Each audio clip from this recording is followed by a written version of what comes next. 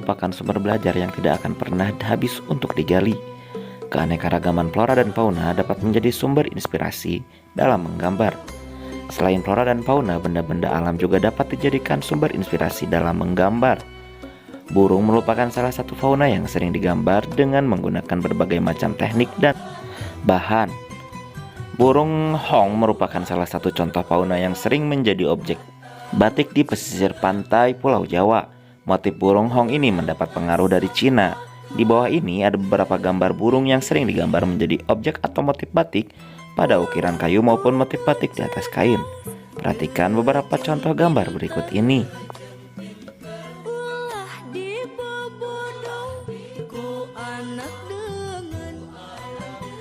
A. Pengertian menggambar.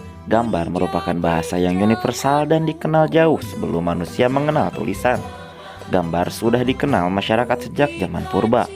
Pada saat itu, gambar sering dihubungkan dengan aktivitas manusia dan roh leluhur yang dianggap menjadi keberkahan dan perlindungan. Bagi manusia purba, gambar tidak sekedar sebagai alat komunikasi untuk roh leluhur saja, tetapi memberikan kekuatan dan motivasi untuk dapat bertahan hidup. Menggambar tidak hanya melibatkan aktivitas fisik semata, tetapi juga mental. Aktivitas fisik berhubungan dengan keterampilan menggunakan peralatan menggambar, sedangkan mental berhubungan dengan rasa, karsa, dan daya cipta untuk memenuhi kebutuhan hidupnya. Manusia dalam melakukan aktivitas menggambar memerlukan media, alat, serta bahan yang senantiasa berubah sesuai dengan perkembangan zaman. Jika pada zaman purba manusia menggambar dengan menggunakan bahan yang tersedia di alam, maka pada zaman sekarang peralatan menggambar telah diproduksi oleh pabrik sebagai komoditas ekonomi. Manusia melalui menggambar dapat menyampaikan gagasan, ide, serta simbol sebagai salah satu bentuk ekspresi. Jadi menggambar merupakan salah satu sarana untuk mengekspresikan diri. B. Objek menggambar. Menggambar tidak hanya mengendalikan imajinasi, tetapi juga terkadang memerlukan objek. Alam semesta merupakan objek yang tidak akan pernah habis untuk digambar. Kekayaan flora, fauna, dan alam benda merupakan objek yang dapat digambar. Keindahan flora, fauna, dan alam benda merupakan sumber inspirasi dan eksplorasi dalam menggambar. C. Komposisi. Komposisi dalam menggambar dapat dibedakan dalam dua jenis, yaitu simetris dan asimetris. Komposisi simetris menunjukkan bahwa objek di bagian kanan bidang gambar sama atau mirip dengan objek di bagian kiri gambar. Komposisi asimetris menunjukkan bahwa objek di bagian kanan bidang gambar tidak sama atau tidak mirip dengan objek di bagian kiri bidang gambar, tetapi terkesan menunjukkan keseimbangan. Benda yang berwarna gelap memiliki kesan lebih berat daripada benda yang berwarna terang. Penguasaan komposisi penting sebelum melakukan aktivitas menggambar. Penguasaan ini akan membimbing dan mengarahkan susunan objek dalam menggambar. D. Teknik menggambar. Proses menggambar sebenarnya dapat kamu mulai dengan cara yang sangat sederhana dan mudah dilakukan. Biasakan sebelum menggambar untuk membuat sketsa terlebih dahulu agar gambar memiliki komposisi, proporsi, dan keseimbangan yang baik. Beberapa tahapan yang harus dilakukan pada saat menggambar adalah sebagai berikut. 1. Mengetahui bentuk dasar dari objek yang akan digambar. 2. Mengetahui bagian-bagian dari objek gambar. 3. Menyusun atau menyambung bagian per bagian menjadi gambar yang utuh. 4. Memberikan dimensi gelap terang baik hitam putih atau berwarna. 5. Memberi kesan untuk latar belakang. Pertama kali menggambar sebaiknya tidak perlu tergesa-gesa untuk memiliki kemiripan bentuk sesuai dengan objek yang digambar. Kamu harus berlatih dan sabar sampai menguasai bentuk dasar bagian-bagian dari objek yang akan digambar. Mulailah berlatih dari bentuk flora, fauna, dan benda buatan manusia yang paling sederhana dan bisa digambar. A. Teknik menggambar flora. Menggambar flora atau tumbuh-tumbuhan dapat memberikan pemahaman tentang keanekaragaman, keindahan, dan keunikan objek flora yang ada di lingkungan sekitar. Flora memiliki banyak jenis dan bentuknya. Bagian-bagian flora dapat digunakan sebagai objek gambar, misalnya bentuk daun, bunga, dan buah. Bagian-bagian flora ini dapat digambar secara terpisah atau digabung menjadi satu rangkaian. B. Teknik menggambar fauna. Fauna atau hewan memiliki jenis yang berbeda-beda. Ada hewan berkaki 4 seperti sapi dan kambing, ada hewan berkaki 2 seperti ayam dan bebek, ada hewan yang hidup di air dan di darat, ada juga hewan yang bersifat buas dan jinak. Setiap hewan memiliki bentuk badan berbeda-beda.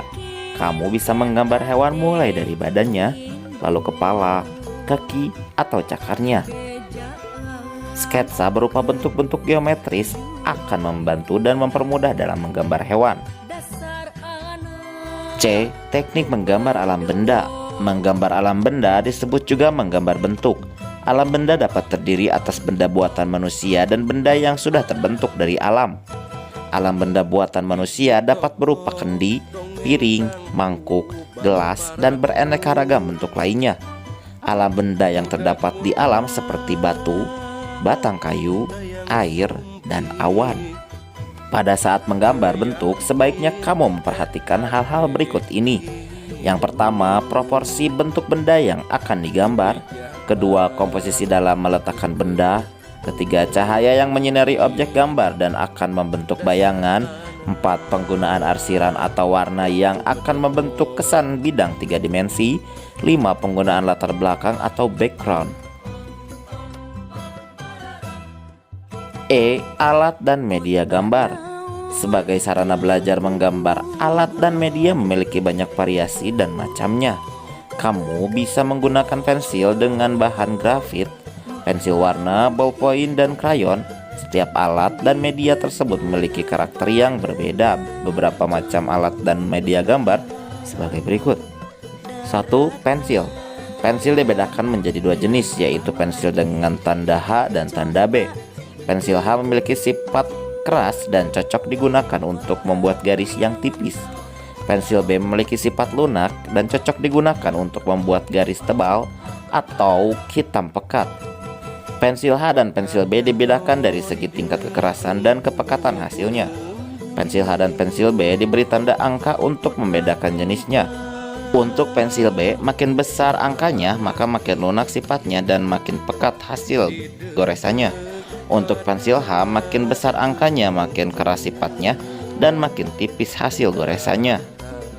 2. Pensil warna. Pensil warna memiliki variasi warna yang banyak menghasilkan warna lembut. Peserta didik bisa menggunakan pensil warna untuk mewarnai gambar dengan cara gradiasi, yaitu pemberian warna dari arah gelap berlanjut ke arah lebih terang atau sebaliknya. Yang ketiga, krayon. Bentuk krayon ada 2 jenis, yaitu pensil dan batangan. Kedua jenis bentuk krayon ada yang berbahan lunak dan ada yang berbahan keras. Krayon dengan bahan lunak tidak banyak mengandung minyak sehingga dapat dibalurkan dengan menggunakan tangan. Kesan warna yang dihasilkan dari kedua jenis krayon ini dapat menimbulkan kesan lembut maupun cerah. Yang keempat, pulpen atau ballpoint. Selain digunakan untuk menulis, ballpoint juga dapat digunakan untuk menggambar. Gambar yang dihasilkan memiliki karakter kuat dan umumnya berupa arsiran. Yang keempat, kertas gambar. Menggambar pada dasarnya membutuhkan kertas berwarna netral seperti putih, abu-abu, atau coklat, dan dapat menyerap atau mengikat bahan pewarna. Kertas gambar yang dapat digunakan dengan berbagai alat gambar, misalnya kertas pada larang. Pastel khususnya memerlukan kertas dengan permukaan agak kasar, misalnya kertas karton. Rangkuman. Kegiatan menggambar merupakan induk atau dasar dari karya seni rupa. Menggambar merupakan aktivitas mental dan fisik yang dituangkan dalam bentuk goresan tangan menggunakan media 2 dan 3 dimensi. Menggambar menggunakan imajinasi dan perasaan melalui alat gambar seperti pensil, ballpoint, krayon, dan alat lain yang dapat digunakan untuk menulis. Objek menggambar dapat berbentuk flora atau tumbuhan, fauna atau hewan, dan alam benda, baik benda buatan manusia atau benda yang berasal dari alam. Menggambar sebaiknya dimulai dari mengamati objek yang akan digambar, menggambar komposisi gambar, sampai dengan mewarnai hasil gambar. Prosedur yang harus dilakukan dalam menggambar harus mengikuti kaidah seni rupa yang lugas, imajinatif, kreatif, dan menyenangkan, dengan memperhatikan unsur-unsur seni rupa seperti titik, garis, warna, dan bidang. Selain itu, menggambar juga harus memperhatikan prinsip-prinsip seni rupa seperti proporsi, komposisi, keseimbangan, tekstur, dan gelap terang.